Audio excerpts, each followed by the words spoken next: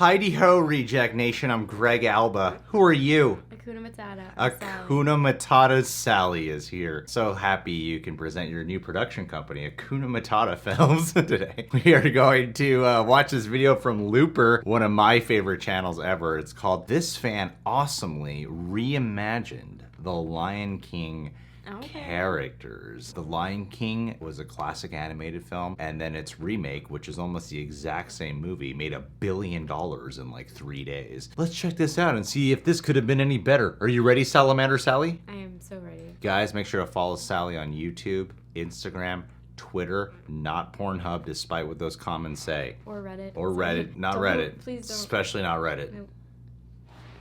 Especially not Reddit. But definitely Pornhub. If you left the theater feeling a little disappointed by the Lion King remake, one fan artist has just the remedy for your blues.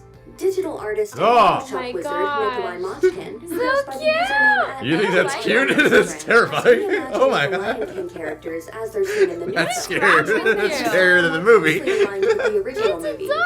Originally voiced by Jonathan Taylor Thomas, young Simba is played by J.D. McCreary in director Jon Favreau's remake, and he doesn't just sound different either. Aw, look Gone how are real the they look. exaggerated eye movements, head tilts, winces, and smiles that Simba expressed in the 90s movie, replaced instead by a lion who looks real enough to reach out and touch, but isn't really as emotive as before. Mochkin brought back Simba's signature sass and his reworking of the character's design, adding in downturned brows when the young lion has scary, to noses be and toes, honest. and giving him No, it's wider so eyes as he cute. looks out at the vast expanse of the Pride Lands. Adult Simba also got a retouch from Mochkin, who gave the remake's version of the lion his orange-tinged mane, bright eyes, and expressive face That from would have the been original so film. good. And though Crazy. she's That voiced would've by been so multi-Grammy good. award-winning artist and chart-topping singer-songwriter Beyonce this time around, Simba's childhood friend turned Queen Nala still wasn't perfect by Mochkin's estimations. He made her That was eyes good. brighter and Yeah. bluer, her muzzle squarer, and her eyes larger and lower than before. Oh, To I would've some, the loved biggest that. mistake the Lion King remake made was dampening the menacing presence of Simba's villainous Uncle Scar.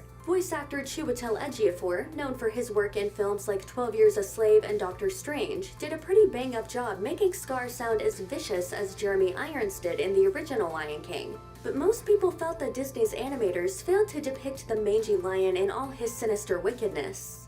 Long live the king. Can't be Jeremy Irons. Mochkin, however, aimed to fix that. He reimagined Scar That with would've his been so trademark black creepy. mane, dark sienna coat, yellow eyes, and a scar that runs down his forehead and cheek. On top of all that, Mochkin Aw, even I reworked would've the poster loved for The that. Lion King, in which Simba and his Sorry, ragtag it actually buddies, looks so Timon and creepy Pumbaa, to me. look No, I far think more it looks expressive good. than they did before. Though it was marketed as much, Disney's live-action remake of The Lion King wasn't actually live-action at all. It certainly was a remake, though, essentially taking the exact shots used in the animated original and reimagining them in photorealistic CGI animation. The end result was visually stunning, but it was also lacking a certain something, which many critics felt was the nuanced emotion present in the 1994 version of The Lion King. Oh, talk about your fixer-upper. The edits that Mochkin created are sure to appease the fans who might have found themselves disappointed by The Lion King's remake, but they may also do something better still, motivate Disney to hold off on just pumping out live-action remakes of its classic animated films, and take a moment to actually consider what the best approach could be. Why There's would no they doubt do that? The that? The nostalgia Lion factor King made a behind The Lion billion- King okay. pulled audiences to theaters in their droves, Sorry. and it They're paid like, off too. it's our The new Lion childhood, King like, made over come on. $595 million worldwide as of July 25th, 2019. But box office bucks can only take a studio so far, and if viewers aren't joyously picking up what it's putting down, it might just be time for Disney to figure out a plan to keep its future live-action remakes from getting hit with the same rotten reviews that The Lion King did. And if that never happens, well, at least we got some cool artwork out of it. Check out one of our newest videos right here. Plus, even more Looper videos about your favorite movies are coming soon. Subscribe to our YouTube channel and hit the bell so you don't miss a single one. Please do. I love these guys. One of my complaints about the movie was what they talk about in this video.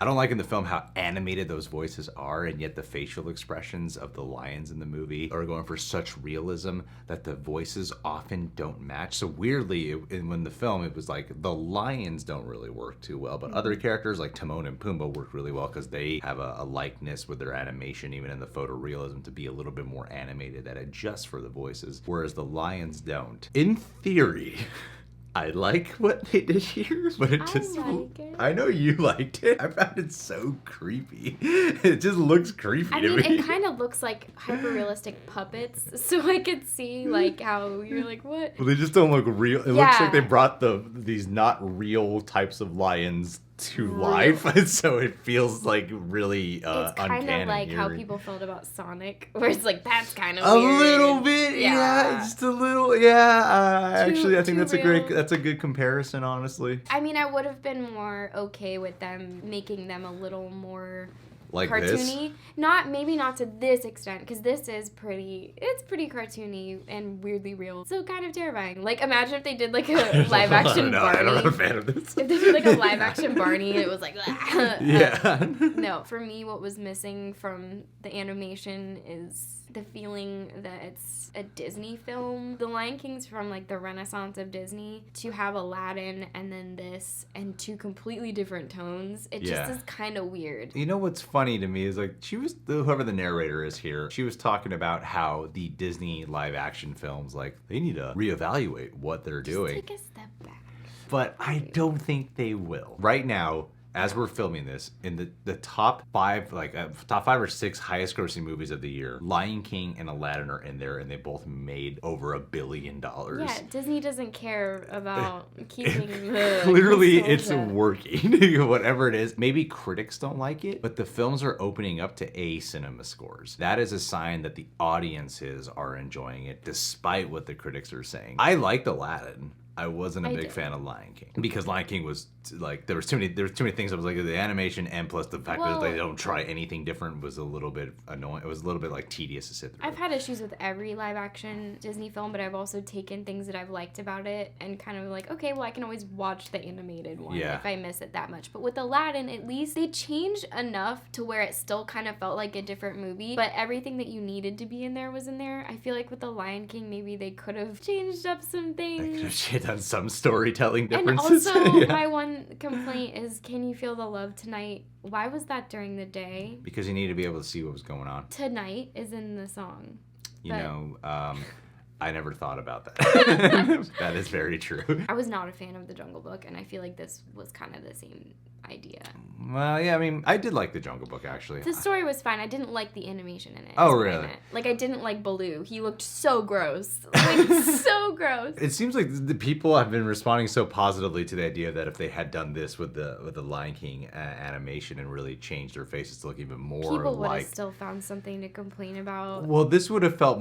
Honestly, if they had done this, it might have felt even more unnecessary to do this Lion King remake. because then it looks so 'cause then much you're like the cartoon. what's the point? You just did the cartoon again. That's what I think. Yeah. People still would have found a lot of things to complain about. Because I'm like, that looks like a cartoon. It doesn't look like a real animal. I'll give Disney credit for really just going full throttle with the Nat Geo animation that like pretty much broke boundaries in CGI, I feel like. Which version would you guys have preferred? You know what they look like? They look like 3D versions of the 2D animation. Yeah. That's what that looks like to me. They And look I like guess animatronics. that's why it doesn't look necessary to me. The cartoon. Yeah, it doesn't look necessary. But I get that. then again, the whole Lion King movie wasn't all that necessary, but people loved it, and I'm glad they do. And I still I think respect them for what they did. I still gave it a recommendation because on a visual standpoint alone, it was well worth seeing in the theaters just for the visuals and Timon and Pumbaa, I will add. Thanks for being here. You can subscribe to the Reject Nation, click that notification bell, follow Salamander Sally on YouTube and Instagram. I do. You should too. I would like to give a Patron of the Day shout out to someone very special in my heart. I want to give a Patron of the Day shout out to a man named Luke Anderson. Luke and I used to have very long conversations back and forth. Luke, and for the past, I want to say 6 months, I have mentioned every shout out I've given him that I haven't heard from him in 6 months.